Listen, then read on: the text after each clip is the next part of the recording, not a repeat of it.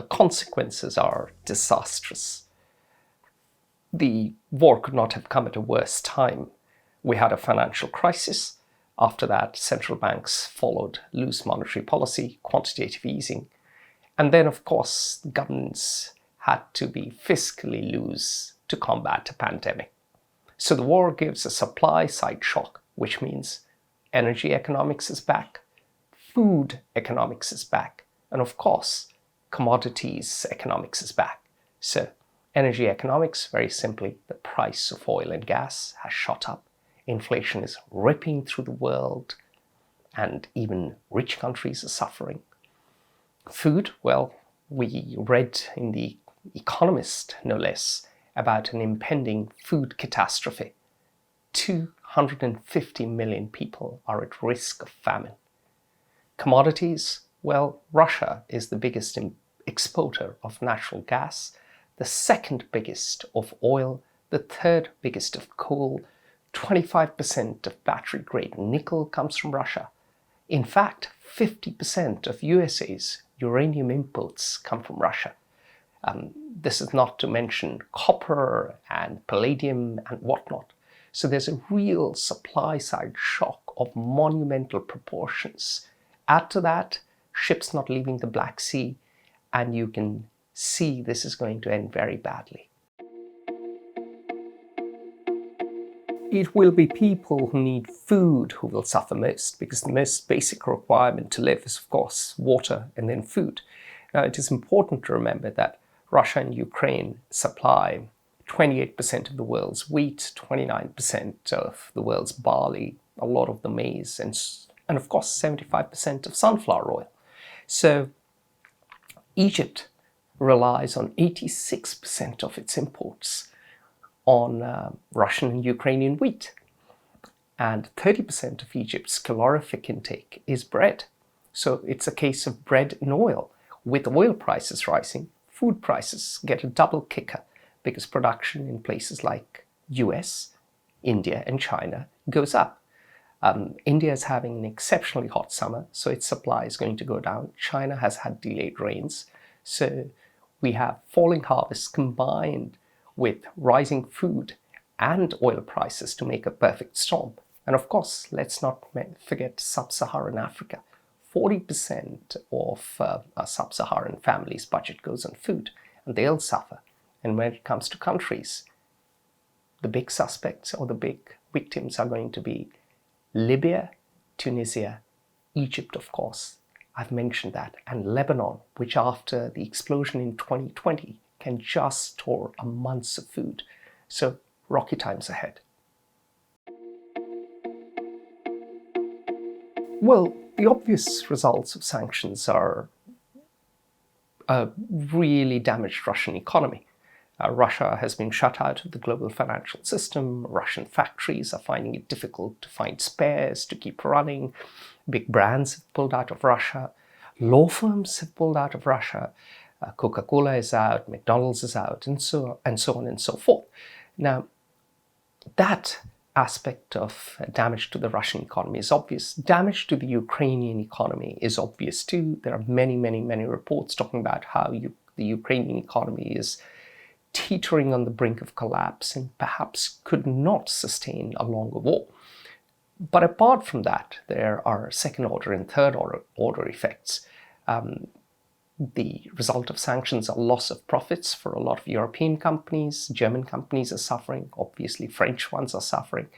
Then, of course, Chinese companies that operate in the West cannot operate in Russia, at least with the same freedom as they did before. So can't Indian companies.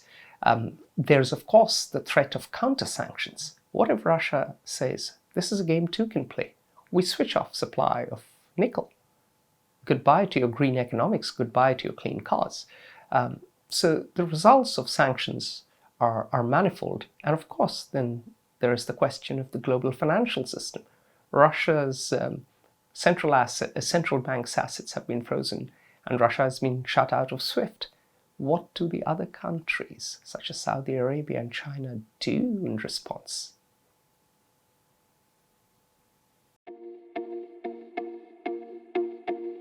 Of course, there could and would be blowback. There are always unintended consequences to these things. Now, Russia could shut off supplies of nickel, palladium. It is a game two could play. I mean, sanctions are a game two could play. Then, of course, Saudi Arabia is worried. Not too long ago, a certain journalist was chopped up in Istanbul, and sanctions against Russia could very well be used against the Saudis. It's a good precedent. China, of course, isn't too popular either in Washington or in European capitals these days. So talk of a petro-yuan trade has emerged, which challenges the dollar. Talk of ruble trade has emerged. Talk of renminbi, which is another word for yuan. Renminbi ruble trade has emerged. So with all these different countries starting to trade in their own currencies, this is possibly a challenge to the dollar. Also remember, Russia has been kicked out of SWIFT. SWIFT is expensive. Certainly it's secure. But this could push for a development of an alternative system that is cheaper and it works around SWIFT. So the world might be about to get very interesting.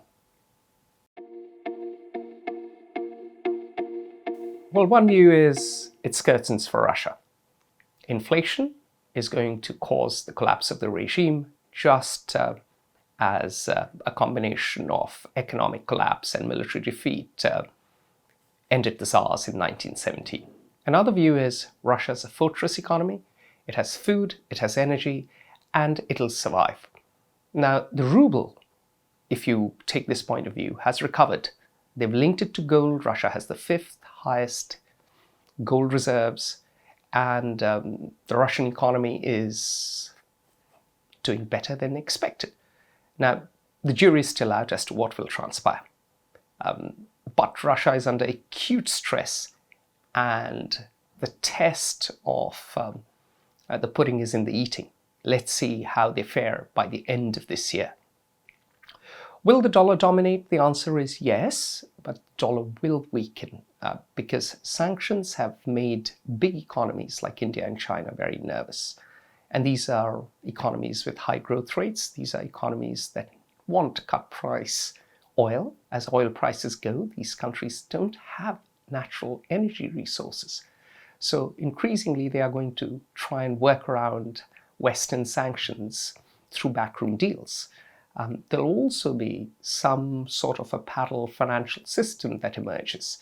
So we will be seeing a more fragmented world economically at the end of this conflict, thanks to the pressures, the inflationary pressures that the conflict has unleashed around the world.